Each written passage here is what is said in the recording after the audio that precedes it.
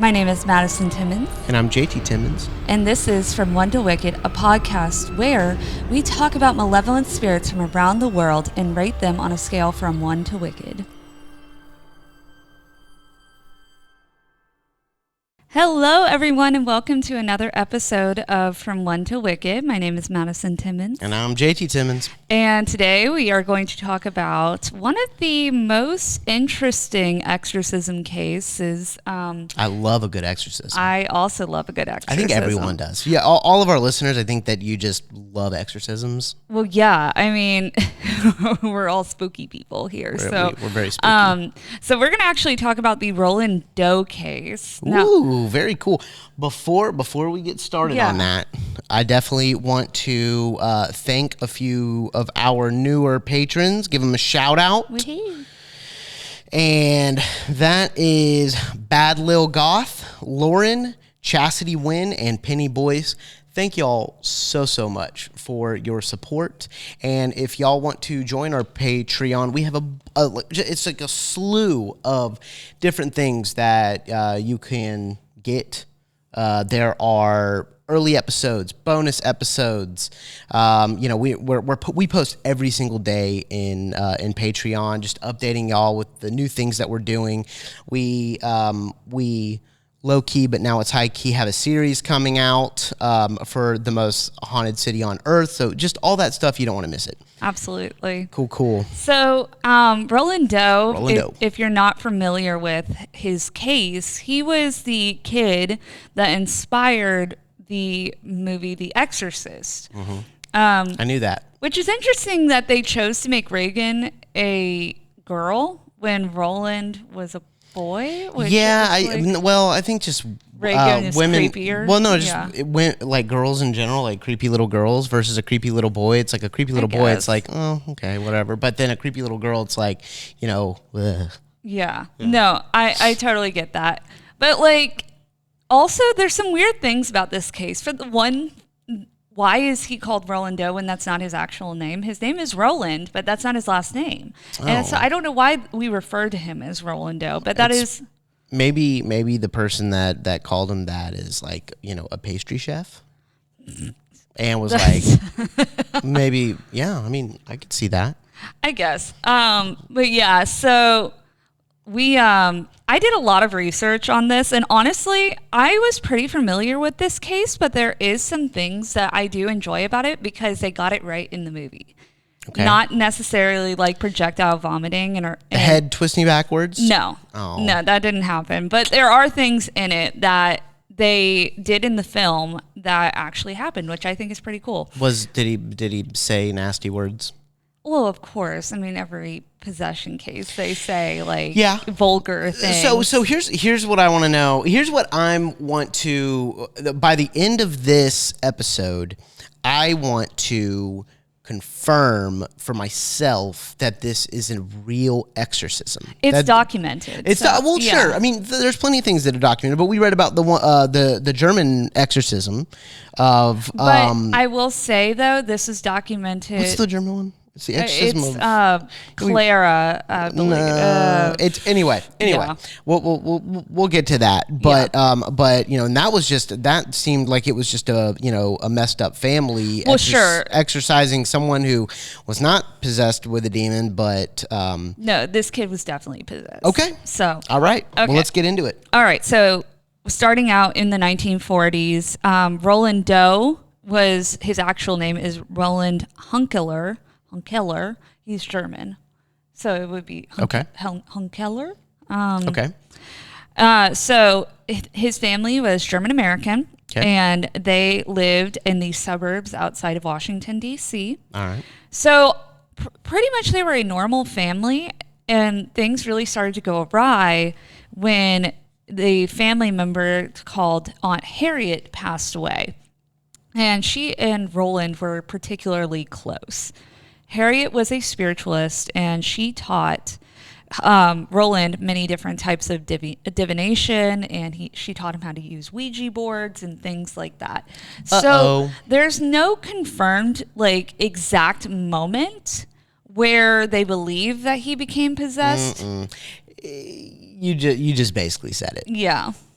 He wanted to see his Aunt Harriet again, and this malevolent thing was, hey, I'm your Aunt Harriet. Exactly. Let me in. Yeah. Exactly. And because he already believed in those sort of things, and he was young too. He was a young child. So children are, in my opinion, the most susceptible to possession because they're so open to sorts of things and they're so willing to trust entities. Yeah. But yes, so in early January 1949, shortly after Harriet's death, Roland began to experience strange things. He heard scratching sounds coming from the floors and walls of his room. Water dripped unexplainably from pipes and walls. His mattress would suddenly move, and Roland claimed he could hear someone walking in his room at night when he was trying to sleep, and there were scratch marks found on his mattress in the morning. Sounds like he got rats. Well, eventually the scratch marks would also begin to appear on his body. Ruh-roh. Yeah, so Roland's family became concerned, and so they ended up seeking help from every expert that they could think of. They had consulted doctors, psychiatrists, their local Lutheran minister. Just because of the things that Roland was experiencing? Yes. Yeah, so basically... But he's not technically possessed yet, though, right? This is like the early stages of his possession. He was picking up on, like, he was hearing things, he was getting scratches on his body and stuff like that. They're thinking he could be, like, potentially, like have a mental health issue. Yes. Got it. Well, and that's why they sought out the help of doctors and psychiatrists and eventually their Lutheran minister. But nobody really could figure out what was going on. And there was no like clear indication that he had any kind of mental health problems or mental illness. Yeah. Honestly, you got to go Catholic. We're getting there. Yeah. So. No, I know we're getting there. That's the thing. Because I've seen The Exorcism. I'm somewhat familiar. Very, very. The Exorcist, yeah. Slightly familiar. Yeah, The Exorcist. What did I say? The Exorcism. Oh, my bad. No, The Exorcist. But here's the thing. In Savannah, here we had an exorcism of a house, and it was an Episcopalian exorcism. Guess how long that lasted? Not very long. How long did it last? 3 days. 3 days. Yeah. 3 days. It lasted 3 days, which is obviously, the demon taunting God because, 3 days. Well, so that's the thing is like, Catholics have kind of put a chokehold on the exorcism game. Because they're the best at it. I'm just like, if I ever get possessed, listeners, hear me out. If I ever get possessed and this woman gets me an Episcopalian priest to come exorcise me, be upset. Get me a Catholic priest, please. Okay, but what I will say, though, when it comes to exorcisms, it really depends on what demon. It's identifying the demon because if it's a demon of a different faith system, then you might want to navigate that by going about it with a different priest or minister or priestess or whoever it is. Not me. Well, I'm just saying, if it's not a Catholic demon, then, it's not going to really do much for you if it's not Catholic. Because Catholicism, they only go about their exorcisms in a Catholic perspective. And it works. Sometimes, and then people die sometimes. There have been plenty of cases where people have died from exorcisms because the demon doesn't necessarily follow the same for anyone out there judging me right now, if you're listening and you're like, oh, JT, that's so ignorant. If you're possessed tonight, tell me you don't want a father in that bad boy throwing holy water on you. That's all I gotta say. Anyway, let's keep going. I mean, you can always attempt with Catholic first if you want that, but I'm just saying. First and last. Let's do it. Not all demons follow that, but regardless. Anyways, so basically, they ended up asking their Lutheran minister, and he was really no help. But after the pastor observed the boy overnight at the church, he suggested that the family seek the assistance of the Jesuits. Okay. And so the family ended up converting to Catholicism, and they tried to have Roland baptized. But Roland responded to the baptism attempts with intense rage. And at one point, Roland was admitted to a hospital where a psychiatrist attempted to treat him, but was ultimately unsuccessful. Okay. So he was incredibly violent towards the priests when they were trying to baptize him. Okay. So from there, the family thought moving Roland to a different house might make the spirits leave him alone. They thought maybe it was something attached to the house that they were living in. That's what I would have thought. Although Chris always says on our other podcasts, The Most Haunted City on Earth, Chris always says that people are more likely to be haunted than houses. Absolutely. He always says that. I mean, I love that quote. I'm going to get tatted on my neck. Like, I love that. I'm just kidding. I'm just kidding. Unless we get to 100,000 engaged listeners on Apple and Spotify, then I'll get it tatted on my neck. Oh Lord. Yeah. Anyways, if we get either that or 100,000 patrons, that's a lot of patrons. 50,000 patrons, I'll get that tatted on my neck. Okay. Well, all right then. But she's like, I don't want that. I don't want that. she wants baby girl, obviously. Anyways, so but yeah, so they thought maybe moving out of the house would make the spirits leave him alone, but even when they moved to a different house, they didn't move really far. But the strange kind of occurrences still happened, and the family felt like they were out of options. And so they called upon the priests to perform an exorcism, because at this point, Roland had become very violent. He was showing signs of being possessed, where he was withdrawn. Sure. He was not eating. Yeah. All of that stuff. It's so hard to, tell. Exactly. If it is possession or a severe mental health issue. A lot of the times, even a revulsion, in my opinion, a revulsion to like things like holy water or prayers or anything like that over them, that could be mental health. Where I kind of like draw the line for possession, where I'm like, that's not mental health, is when they start speaking different languages. Sure. I'm like, bruh. Yeah. No, when they know knowledge that they shouldn't have any kind of idea of, that's when I get suspicious. But like when it comes to religious, like, like reactions and stuff, there is like sides of like bipolar disorder, and when people are in manic episodes where they start feeling like they have this connection to God, or sometimes it's the exact opposite, where they have a revulsion to religion. It's just something that happens sometimes. Sure. But I will say though, that most people who perform exorcisms, I know at least in the Catholic Church, they are required to prove without a reasonable doubt that it is not mental illness before they are even approved to have an exorcism. So you have to have that, or you have the, oh my gosh, why can I not remember the German exorcisms? The German exorcism's name. It's hold on, I'll tell you. So what it sounds like is that she's Googling it right now. What it sounds like is they've exhausted Annalise Mikel. Thank you. Cool. Yeah, hers was torture. That was over here like Klaus or something. No, that was the one. That was the girl in Africa. Clara, yeah. Yeah. Okay. That was the girl in Africa. Gotcha. Annalise Michelle or Mikel. Okay. Yeah. That was that. If y'all are not familiar with that, we're not going to do an episode on that. We thought about doing an episode on that, but then we did some heavy research and we were like, wait, this is not a possession. No. It was a mental health issue. Right? And it was a mental health issue. Severe mental health. And her family killed her. So y'all do, we're not going to do an episode of that. We we could do a mini episode for Patreon, but definitely go ahead and look it up. And it's a very disturbing story, and it did happen. And it was torture. It was basically torture. So, moving on. Yeah, but this case was not. So they exhausted all other options. Yes. They did all the stupid stuff. Then they did the thing they were supposed to do in the beginning. Got it.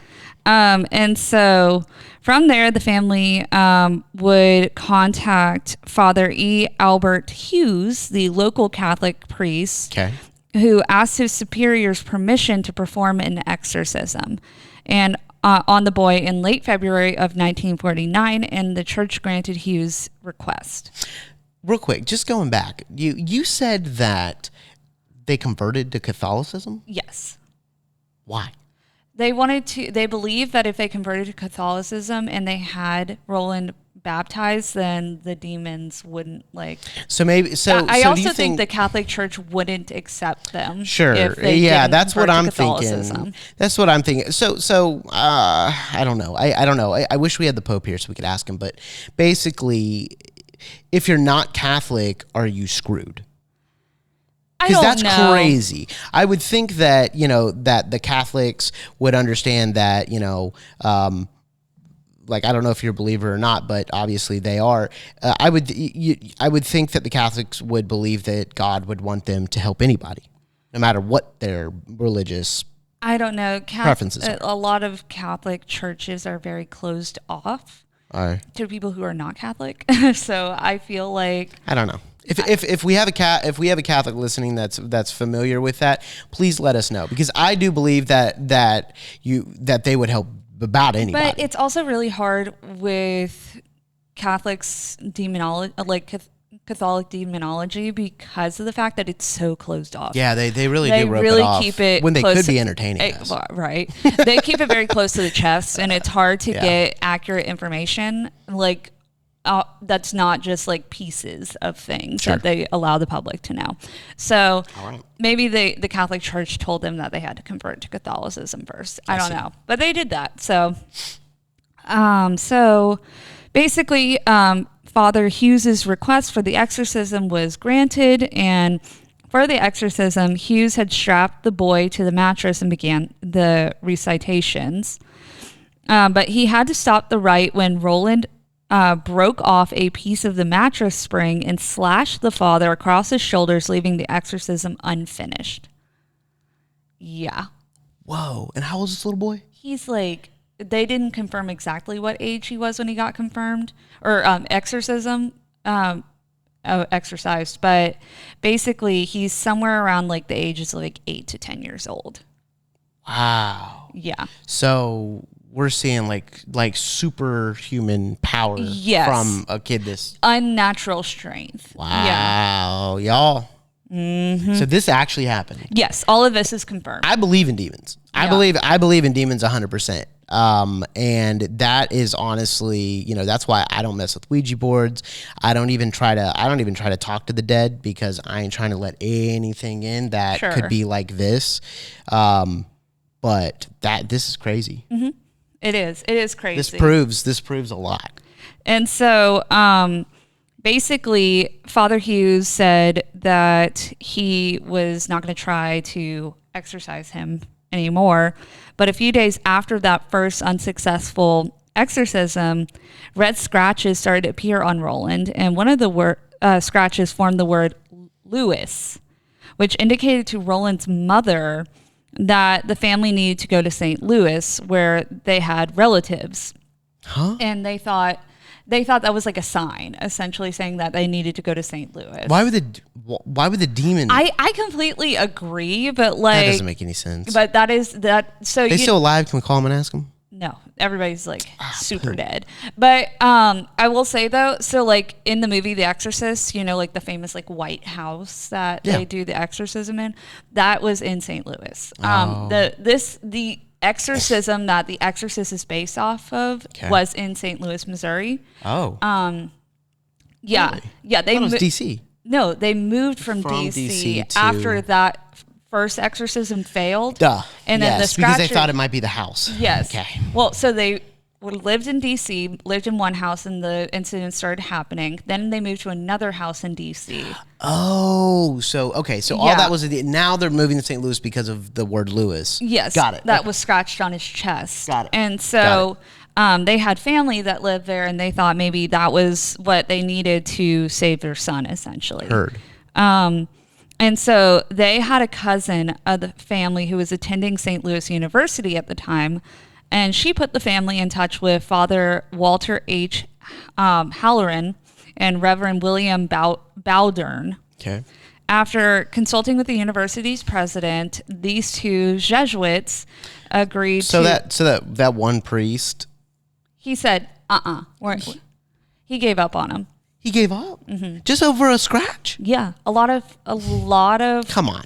So a lot of Come people on. like they It's go. your job, bro. Yeah, but a lot of people go into exorcisms and then they like see like how horrible they can be, and they're like, I don't want to do this anymore. So, yeah.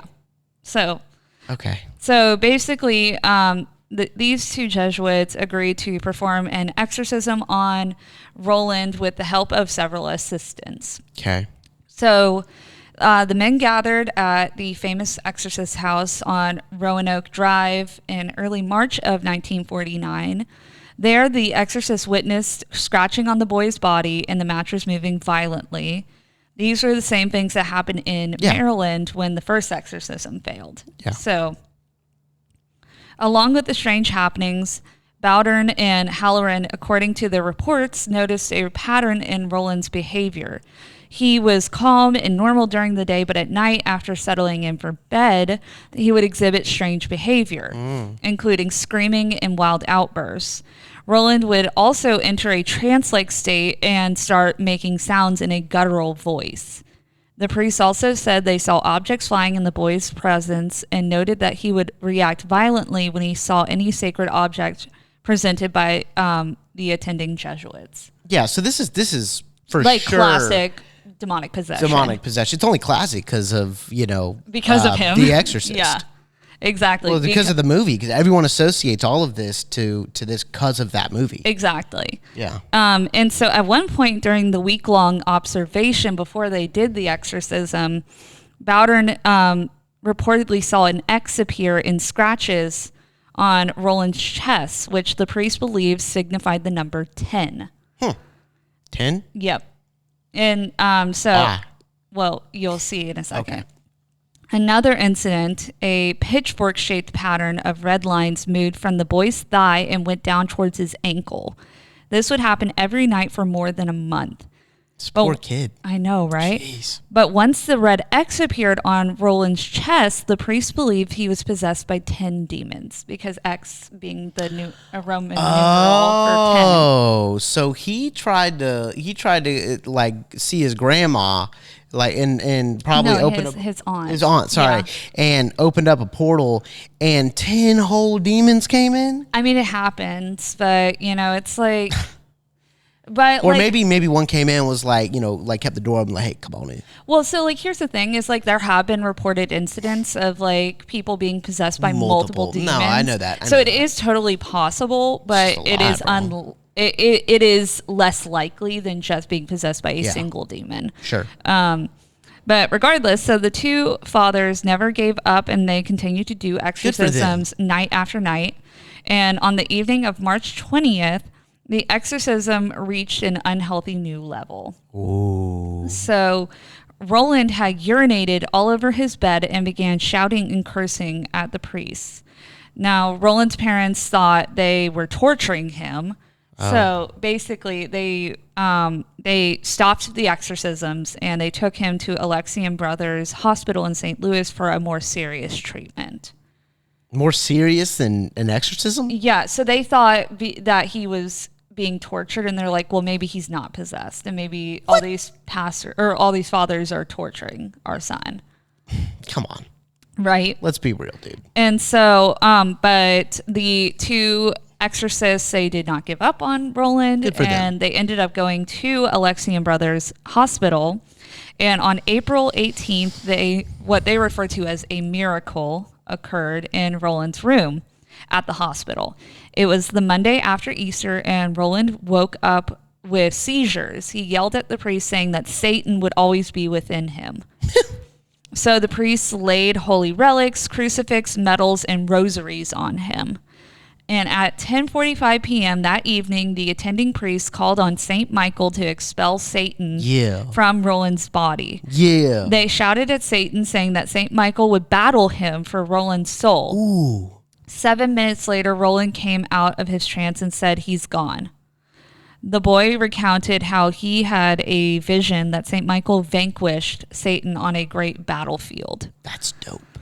And according to Bowdern and Halloran, the strange occurrences and behavior ceased immediately after that. And despite providing the true story of The Exorcist, Roland Hunkler went on to live a completely normal life from that moment forward. Wow, is he dead? He is dead now. Oh, man. How'd he die? Yeah, well, I was about to go into that. Sorry. Jumping ahead. I know, right? JT always jumps ahead of my stories. I know everything. You do the research. Yes. I know. All right. So, following the exorcism of Roland Doe, his family moved back to the East Coast. It was said that Roland would end up finding a wife and starting a family. Aww. And he named his first son Michael after the saint believed to have saved his soul. Wow. Dope. And Roland Edwin Hunkler died in 2020, a month before his 86th birthday, after suffering a stroke at his home in Marrittsville, Maryland. Mm-hmm. So let me ask you this. Yeah. Do we have an interview with this man? Like, someone had to have filmed him. So I think talk about this. I think he was a rather private man afterwards, understandably so. No, that's so fun. Well, I get that. I didn't find any kind of interviews. There might be some somewhere, but I'd have to do some digging on it. But I think he was a fairly private individual because, I mean, obviously his case was so like publicized. Yeah. I feel like the only sense of normalcy he would get is if he didn't do like media interviews and stuff like that. And also it's a very traumatic event to go through. And some people don't necessarily want to like rehash. Yeah, I know. I hope there is an interview out there. Like if anyone knows of an interview, definitely, like shoot it over to us if there's a link or anything like that. Cause I'd love to see it, and we'll give you a shout out. Like, if we'll do like an update, if we find something like that, but absolutely. But I mean, I just really hope that someone was able to record his account before it died with him. Yeah. He also actually had a pretty impressive career. He ended up in his adult life becoming a NASA engineer. No way. And his work contributed to the Apollo space missions of the 1960s. Who patented a technology. He patented a technology that helps space shuttle panels withstand extreme heat. Wow. Yeah. Wow. So that's good, pretty cool. Good for him. Right? The glow up. The glow up, seriously. The glow up is real. And following the St. Louis exorcism, the room in Alexian Brothers Hospital was boarded up and sealed, of course. They did not let any other patients stay in that room. Sure. And then the entire facility was torn down in 1978. And the house where the family lived in Maryland is now an empty lot after it was abandoned in the 1960s. All right. So. Yeah. No, I mean, that's awesome. I kind of want to go there. Yeah, to the lot.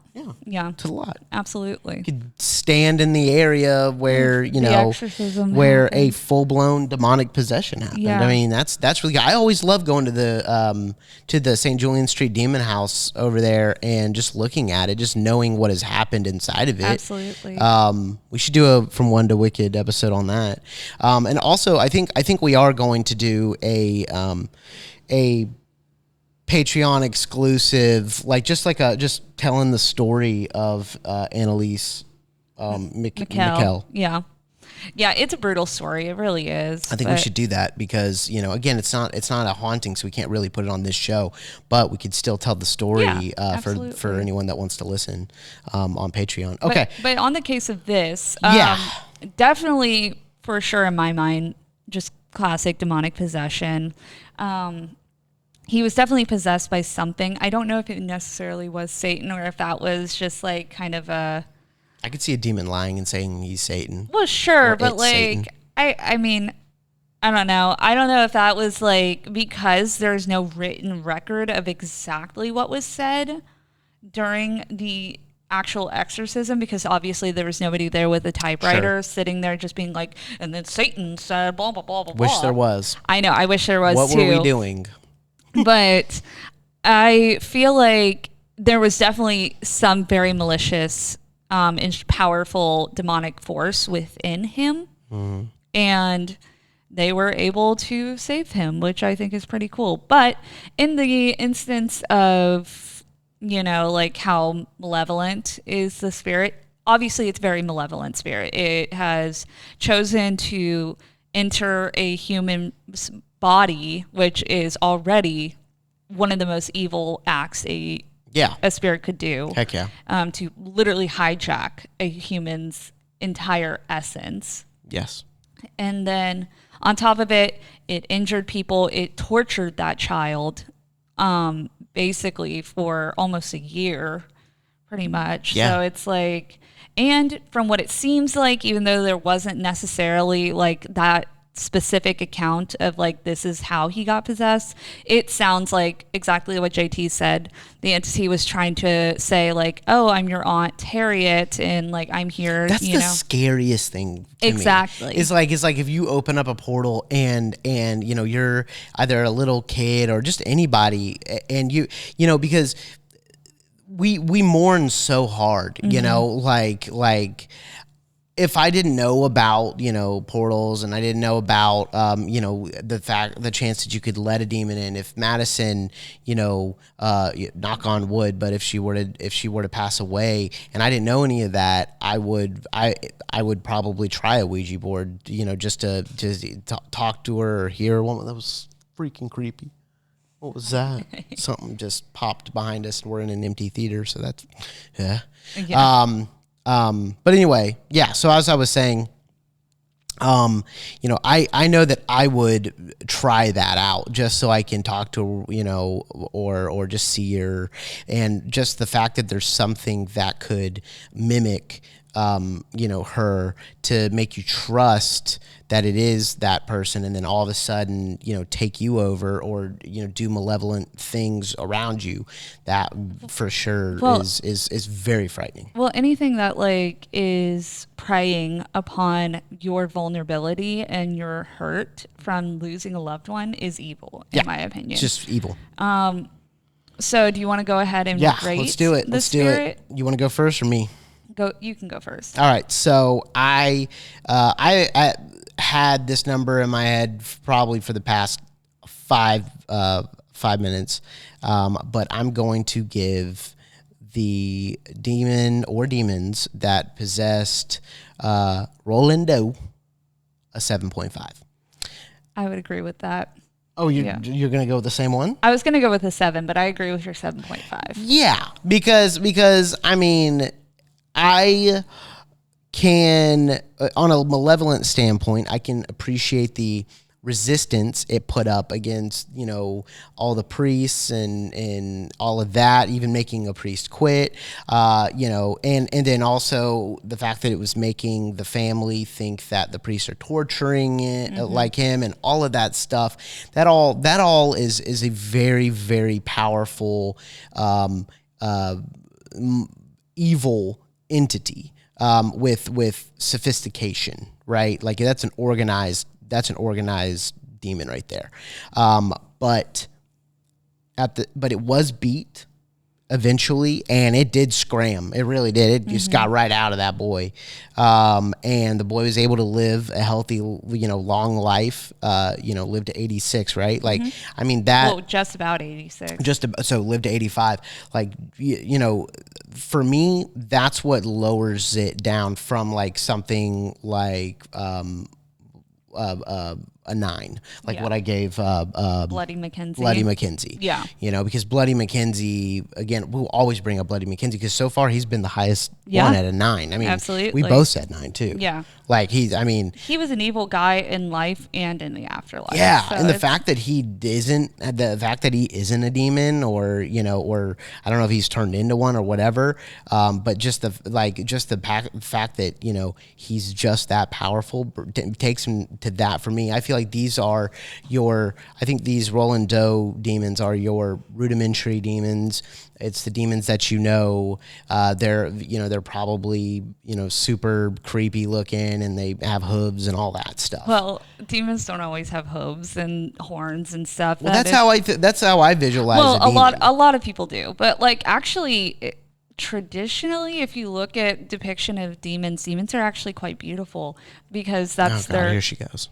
No, seriously, it's a way for you to trust them. If this thing comes up to you with horns and a split tongue and like red eyes, you're not going to trust that, and you're not going to give it what it wants. I'm going to film it. Right, but yeah, I would send him down for an interview. But yeah, I would give it a 7 also, just because. Well, I said 7.5. Well, oh yeah. Well, are you doing a 7 or 7.5? I'm giving it a 7. Okay. So I would also say that, you know, it is very malevolent in the way that obviously it preyed upon his his vulnerability. It took advantage of his trust. It manipulated him. It manipulated the family for a long time into, exactly like how JT was saying, where they started to not trust the fathers that were trying to help the child. Also, it caused torment to him. It took away pretty much his entire ability for bodily control.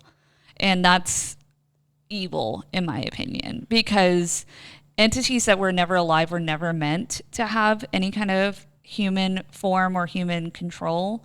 And the fact that it was able to do that is evil. Absolutely. But the fact that it didn't kill him, I don't think it was strong enough to kill him. It had to wear him down enough where he was weak enough. And I think it may have eventually tried to kill him, but obviously it was not a powerful enough demon to kill him while he still had some sense of strength. Sure. And like you said, he was defeated in the end, or it was defeated. So I think it is evil, but it's not the most evil thing in the world. Yeah, no, I would completely agree with that, obviously, because I gave him a 7.5. So I gave it a 7.5. But, when you look at this demon versus something like Bloody Mackenzie, a malicious spirit versus a full-blown just demon, I think that demons are somewhat less frightening to me than something like Bloody Mackenzie, because if you are possessed by a demon, you believe it, and you believe in demons and all of that, well, then you kind of have to believe in God, right? And so, in my opinion, if there is demonic, presence, you have the comforting thing about a demon is that you have the ability to fight it because you have something stronger than it. You have religion. Yeah. You have Christianity or what other religion that you have. If you're fighting any other type of demon, from a different religion, you always have religion to fight it. With something like Bloody Mackenzie, if you're in Bloody Mackenzie's territory, there's not a thing you can do. It's true. There's not a thing you can do because, in my opinion, I don't think he has any association with God whatsoever. That spirit, Bloody Mackenzie, I don't think he has any association with God. Yeah, I don't think he does. I think you are just screwed. You're gonna get cut up. Yeah, if he feels he's gonna slice you up, buddy. So anyway, next episode is going to be Amityville Horror. We're doing it. Amityville Horror, and unfortunately, Madison told me at dinner last night, she was like, it's not what you think. And I'm Absolutely. Like, are we going to ruin Amityville Horror for everybody? Are we about to do that? And Madison, after doing her tons of research, she's like, I've got news. So check out that episode. Absolutely. That'll be dropping next. That'll be dropping on Monday. And And I've kind of enjoyed up until October doing some cases of events that inspired horror movies. Sure. Because both of these cases did happen. They are confirmed. And they did inspire some really frightening horror movies, and being horror movie buffs, that's fun for me. No, I think it's a really good idea. I think it's a really good idea. Yeah. So do that. If you want to hear that episode now, you can watch it. You can listen to it on Patreon, because I guarantee you, by the time you hear this, I'm going to have the next episode up because I upload them immediately after I'm done cutting them. Yeah, so definitely consider joining our Patreon if that is something you've kind of been on the edge of wanting to do. We treat y'all like family. It's very true. So definitely keep an eye out for the Amityville Horror episode. If you guys have any recommendations of spirits that you would like us to cover, please let us know. We are always open to suggestions and stuff like that. But With that being said, also make sure to follow us on TikTok at the Savannah Underground and on Instagram at Savannah Underground. You can also follow my personal Instagram and TikTok, which is Madison Ray Timmons. JT's kind of boring and he's not fun to follow on social media, but it's not even that. It's not even that. I'm not boring. I'll get to the social media thing. I just like living life in the moment, and I do too, and I don't think I just want to share everything with everybody. I enjoy making these episodes for y'all because I want to eventually, as we grow our Patreon and all of that, I would like to eventually take this to film heights, like making movies or series, which we are actually starting the 13th of this month at the Soroa Weed House. Mm-hmm. So that's it, is that, I'm a filmmaker. I love visual stuff. I'm not a massive lover of social media. That's where Madison's great, and I'm just over here kind of just wanting to make movies and live happy. That's fair. But okay, well, we will see you guys in the next episode. So my name is Madison Timmons. I'm JT Timmons. And stay spooky, y'all.